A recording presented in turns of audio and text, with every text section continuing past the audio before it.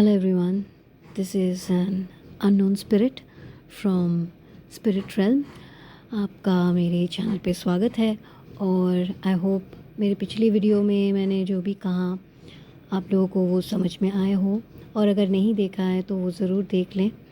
और आज मैं जिसके बारे में बात करने वाली हूँ, इंडिगो चिल्ड्रन के बारे में, इंडिगो चिल्ड्रंस के 10 ट्रू फैक्ट्स।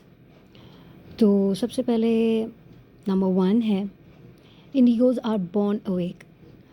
वो बचपन से ही पैदाइशी अपने चक्रास को एक्टिव लेकर ही पैदा होते हैं और उन्हें हमेशा से ऐसा लगता है कि उन्हें जानना है वो खुद कौन है, वो सबसे अलग है। उन्हें हमेशा इस चीज़ का एक इंट्यूशन होता है कि हम बाकियों से थोड़ा अलग है, हम जल्दी घुल नहीं पाते हैं, हम हर किसी की फ्रीक्वेंसी को मैच नहीं कर पाते। नंबर 2 इज़ वो बहुत ज़्यादा हाइपर सेंसिटिव होते हैं, बहुत ज़्यादा सेंसिटिव होते हैं एक्चुअली, और हर एक के पेन को, हर एक के सिचुएशन को खुद पर लेकर उन्हें समझने की कोशिश करते हैं। एंड इवन दो कुछ इंडिगोज़ ऐसे भी होते हैं जो खुद उन चीज़ को एक्सपीरियंस भी कर लेते हैं कि किसी इंसान के साथ अगर कुछ ट्रॉमा हुआ है, कुछ प्रॉब्लम हुई है, वो किसी प्रॉब्लम में है, उसे दर्द है, तो उन्हें ऑटोमेटिकली वो चीज़ें सेंस होने लगती है। और किसी हद तक कुछ इंडिगोज़ को उस चीज़ को हैंडल करना भी नहीं आता है और वो डिस्टर्ब भी हो जाते हैं। नंबर 3, इंडिगोज़ बहुत बड़े एक्सप्लोरर होते हैं। उन्हें हर चीज़ में खोजना अच्छा लगता है, हर चीज़ को डीपली जानना, उसमें गहराई तक, तह तक पहुंचना उन्हें बहुत अच्छा लगता है और इससे उन्हें सेटिस्फेक्शन भी मिलता है, क्योंकि यही उनका लाइफ का प्रोसेस भी होता है एक तरह से कि वो एक्सप्लोर करे, वो ज़्यादा से ज़्यादा नॉलेज को गेन करे, चाहे वो अपने किसी भी मनचाही फील्ड का हो, या वो आर्टिस्टिक हो, या वो साइंटिफिक हो, या फिर वो कोई कॉमर्शियल आइडियाज़ पे हो, कुछ भी। उन्हें खोज करना और नए नए चीज़ों के बारे में जानना बहुत पसंद है, जबकि उन्हें पुराने थिंकिंग और दूसरों के थिंकिंग पर इतनी ज़्यादा इंटरेस्ट नहीं होती है। वो हमेशा हर किसी की बातों को काटते ही रहते हैं, हर किसी की जो सोचने का तरीका है उन्हें वो उतना इम्प्लाई नहीं करते अपने आप पर। वो सुनते सबके हैं पर उन्हीं में से कलेक्टिव एक इन्फॉर्मेशन को खुद ही अपना प्रोसेस करके उन्हीं को फॉलो करते हैं। नंबर 4, इंडिगोज़ डायरेक्ट कनेक्शन बना लेते हैं कॉस्मोस से।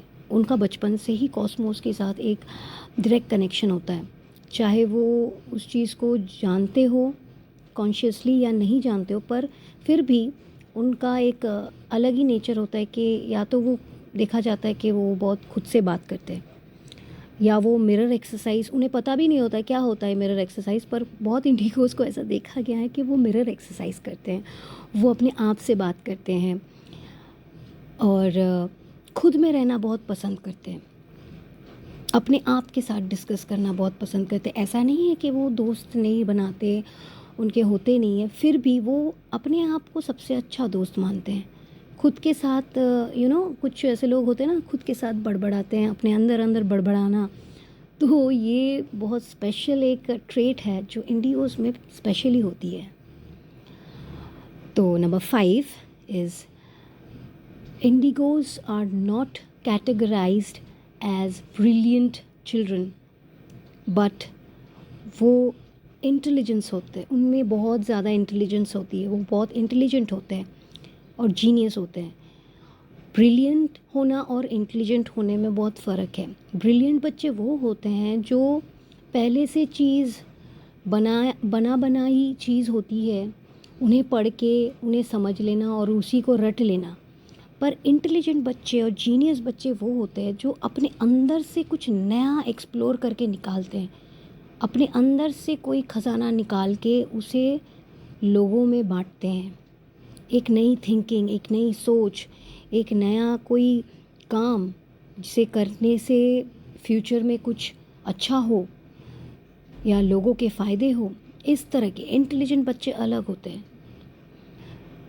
क्योंकि इंडिगोज़ में ये पाया जाता है कि उनमें एक्स्ट्रा डीएनए स्ट्रैंड होती है, तो जिस कारण से वो आउट ऑफ द बॉक्स होते हैं, इसीलिए वो इंटेलिजेंट होते हैं, ना कि ब्रिलियंट।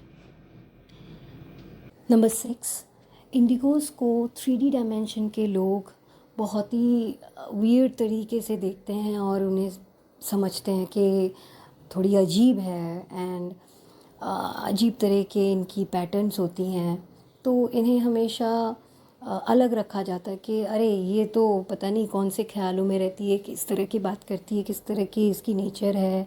समटाइम्स ये बहुत मूडी है, ये बहुत अलग तरह से बिहेव करती है, क्योंकि इंडिगोज़ में ऐसा देखा जाता है कि वो अपनी चीज़ों को ना, जैसे कि नॉर्मल लोग क्या होता है, अगर उनके साथ कुछ बुरा हुआ है तो उन चीज़ों को लेके बहुत टेंस्ड होना या फिर उस चीज़ को फाइट ना कर पाना, पर इंडिगोज़ बहुत ही चिलफुली और उस चीज़ को बहुत ही आसानी से एक्सेप्ट कर लेते हैं, उन चीज़ों पर काम करना शुरू कर देते हैं, इजीली उन चीज़ों से ओवरकम कर लेते हैं, क्योंकि वो जानते हैं कैसे करना होता है, जो कि नॉर्मली लोग सोसाइटी में ये नहीं कर पाते हैं। और वो सोचते हैं कि अरे यार ये किस तरह का इंसान है, मतलब इसमें कोई शायद फीलिंग नहीं है क्या, इसको कुछ वो नहीं है कि टेंशन भी बोल के कोई चीज़ होती है। ऐसा नहीं है, इंडिगोज़ को टेंशन्स नहीं होते, स्ट्रेस नहीं होते, पर वो जो उसको इन्हांस नहीं करते हैं उस चीज़ को, क्योंकि उन्हें पता है ये चीज़ उसकी कोई काम में आने वाली नहीं है। उस चीज़ पर वर्क करना है कि कैसे उसको ओवरकम किया जाए। तो सोसाइटी में ऐसे देखा जाता है कि इंडिगोज़ को बड़े अजीब तरीके से पोर्ट्रेट किया जाता है कि यार ये तो, पहली बात तो उन्हें पता नहीं होता है कि इंडिगोज़ होते क्या हैं, इंडिगो चाइल्ड होते क्या हैं। वो थोड़े अलग होते हैं, ये मैं नहीं कह रही हूँ कि अलग नहीं होते हैं, वो बाकियों से सबसे अलग होते हैं, बट उन्हें उस चीज़ को हैंडल करना आता है। और जितने इंडिगोज़ दूसरों से, दूसरे अदर सोल्स से रिलेट करते हैं, जो नॉर्मल सोल्स हैं, उनके साथ अगर ऐसे रिलेट करने लग जाएंगे और अपने आप पर फोकस नहीं करते हैं, तब जाके वो लोग नीचे के डायमेंशन में चले जाते हैं, जबकि उन्हें ऐसा नहीं करना होता है। उन पर वो इफ़ेक्ट डालना शुरू हो जाता है कि क्योंकि वो चाहते हैं कि मटेरियली भी मैं इनसे मिलूँ, सबसे रहूँ, सबके साथ रहूँ, तो इस चक्कर में ना वो डिस्टर्ब होने लगते हैं कई बार कि मुझे समाज के साथ रहना है, सबके साथ रहना है, जबकि अंदर उसका ये होता है कि मैं इस चीज़ को हैंडल नहीं कर पा रहा, फिर भी करना पड़ रहा है। तो इस कारण से भी उनका जो प्रोग्रेस भी होता है ना, कई बार स्पिरिचुअल ग्रोथ जो होती है वो कई बार रुक भी जाती है, तो ऐसे भी होते हैं। 7, indigos does not get help from others until they help themselves. वो तब तक किसी का हेल्प नहीं लेते या उनको हेल्प नहीं मिलता है, बेसिकली उनको हेल्प नहीं मिलता है क्योंकि वो जिस तरह की खुद को क्रिएट करना चाहते हैं या खुद को दिखाना चाहते हैं या खुद को एक्सपोज करना चाहते हैं या खुद को तैयार करना चाहते हैं, उसके लिए जो कॉमन या नॉर्मल सोल्स हैं हमारे आसपास जो होते हैं, इंडिगोज उनसे हेल्प नहीं ले सकते, क्योंकि उनकी उतनी, कहा जाए तो उनकी औकात नहीं है, वो नहीं कर सकते उनकी मदद। ठीक है, अगर उन्हें उनकी मदद करनी है तो उन्हें खुद से करनी है, और कोई नहीं कर सकता, क्योंकि उनका जो फ्रीक्वेंसी जैसा होता है वो दूसरे का नहीं होता है और वो कोई समझ भी नहीं सकता है। उन्हें अपना रास्ता खुद निकालना पड़ेगा अपने लिए, जिस कारण से उन्हें अपने साथ खुद का रिलेशन बहुत अच्छा बिल्ड करना होता है। और ये होता भी है एक एज के बाद, देखा जाता है आफ्टर 25 to 30 के बाद एक इंडिगो का अलग ही ट्रांसफॉर्मेशन होता है, जो कि वो सिर्फ़ और सिर्फ खुद को लेके बहुत कॉन्शियस हो जाते हैं। खुद को लेके कॉन्शियस मतलब ये नहीं कि मैं दिख रही हूँ कैसे, मैं बोल रही हूँ कैसे, नहीं, अपना जो माइंड बिल्डअप होता है उसको लेके। ठीक है, now the 8th thing is indigos की आइडेंटिटी प्रॉब्लम। उन्हें बचपन से एक आइडेंटिटी की प्रॉब्लम होती है कि वो मतलब कौन है, कहाँ से है, वो ऐसे क्यों है, वो बाकियों जैसे क्यों नहीं है, वो क्यों नहीं इस चीज़ को समझ पाते जैसे बाकी लोग समझ पा रहे हैं, या वो जैसे समझ पा रहे तो बाकी लोग क्यों नहीं समझ पा रहे। ये बहुत कंफ्यूजिंग चीज़ होती है उनके साथ। नंबर 9, इंडिगोज़ को नेचर से बहुत प्यार होता है, चाहे वो पेड़ पौधा हो या हमारा पहाड़ पर्वत या नदी पानी, जो कुछ भी नेचर में है, पशु पक्षी जो कुछ भी एनिमल्स, तो भले ही वो मीट ईटर भी होते हैं, जो लोग नॉन वेजिटेरियन भी है। मैं ऐसा बिल्कुल नहीं कहूँगी कि इंडिगोज़ बिल्कुल वेजिटेरियन होते, नहीं, क्योंकि वो ऐसे फैमिली में पैदा हो ही सकते हैं जहाँ पे नॉन वेजिटेरियन खाना खाया जाता है, पर एक टाइम से ना उन्हें अच्छा नहीं लगता है। अच्छा नहीं लगता इज़ लाइक कि मैं भी एक जीवन हूँ, वो भी एक जीवन है, मुझे उसको मार के खाना पड़ रहा है।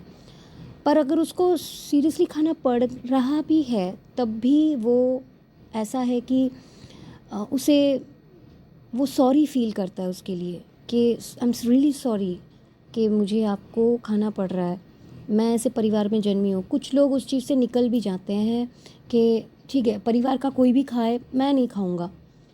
और एनिमल्स बहुत ज़्यादा उनसे अट्रैक्शन फील करते हैं, चाहे वो बर्ड हो, बटरफ्लाई हो या कैट्स हो, जो भी एनिमल्स है वो बहुत अच्छे उनसे कांटेक्ट बना पाते हैं, एक अलग ही कांटेक्ट बना पाते हैं, बहुत ही शांत हो जाते हैं। कहा जाए तो नेचर उनके असली फ्रेंड होते हैं, सिवाय इंसानों के। वो इंडिगोज़ जो अवेक होने लगते हैं धीरे धीरे और ज़्यादा आगे चल के, वो समझ पाते हैं कि एक्चुअल में नेचर हमारा सबसे अच्छा दोस्त है, क्योंकि इनमें कोई कॉम्प्लेक्सिटीज़ नहीं होती है, इनके दिमाग में उतनी कॉम्प्लेक्सिटीज़ नहीं होती है, ना नेचर में ना एनिमल्स में। And now the 10th and the last thing is not the last, but वो ये है कि इंडिगोज़ खुद ही में अपना एक दुनिया बनाते हैं, एक स्पिरिचुअल रेल्म से जो वो कनेक्ट कर पाते हैं, वो उनमें रहना बहुत पसंद करते हैं। और कई बार ऐसा भी देखा जाता है कि इंडिगोज़ अपना वर्ल्ड खुद बनाते हैं, एक ऐसा रेल्म जो वो सिर्फ नींद में या सपने में या अनकॉन्शियसली या सबकॉन्शियसली वो जानते हैं कि ऐसा उसका एक दुनिया है।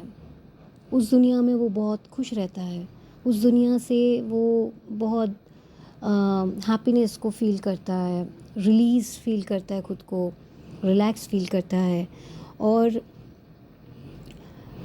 ऐसा नहीं कह सकते कि इंडिगोज़ सिर्फ बहुत ही ज़्यादा रिलीजियस होते हैं, जबकि वो स्पिरिचुअल होते हैं। रिलीजियस होना अलग चीज़ होता है एंड स्पिरिचुअल होना अलग चीज़ होता है, एवरीवन नोज़ दैट।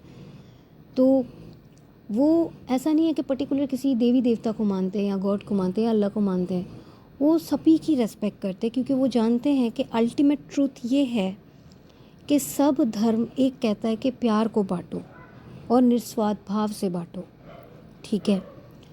और दूसरा चीज़ इसी में आता है कि क्योंकि वो बहुत अच्छे से स्पिरिचुअली कनेक्टेड होते हैं खुद के साथ भी, और इसी वजह से उनमें ये सारी कन्फ्यूजन क्रिएट होती है कि मैं कौन हूँ, फलाना ढिमकाना, सब कौन है, ये क्यों हो रहा है, कैसे हो रहा है। तो जब भी ये क्वेश्चन आता है ना, वो एक्सप्लोर करने लगते हैं इसी वजह से, क्योंकि वो कनेक्टेड है बहुत। और उनके साथ नेचर का साथ होना, उनका दोस्त होना, नेचर बहुत हद तक उनकी मदद करती है साइंस देख के, चाहे वो सिंक्रोनिसिटीज़ हो या किसी तरह का ऐसा आप कुछ देख रहे हैं। इंडिगोज़ कई बार ऐसा होता है कि वो कोई मैगज़ीन पढ़ रहे हैं, वो पेपर पढ़ रहे हैं या रास्ते पे कोई बात कर रहा है, तो वो ऐसा लगता है कि वो बात शायद मेरे लिए बोल रहे हैं। अचानक से उसका माइंड उस तरफ चला जाता है, अचानक से कोई लाइन लिखी हुई है, ऐसा लगता है कि वो मुझे कुछ बोलना चाह रहा है, वो लाइन मेरे लिए है। या ऐसे अचानक से कोई गाना चल रहा है, उस गाने में जो लिरिक्स है, वो गाने के लिरिक्स कुछ कहना चाहती है, मुझसे कह रही है। ये अक्सर होता रहता है। सो आज के लिए बस इतना ही। आई होप आप लोग को अच्छा लगे, and thanks for listening, thanks for watching my video. और आगे भी मैं इंडिगोज़ पे और भी मैं वीडियोज़ बनाना चाहती हूँ, तो I just need your all support. Thank you.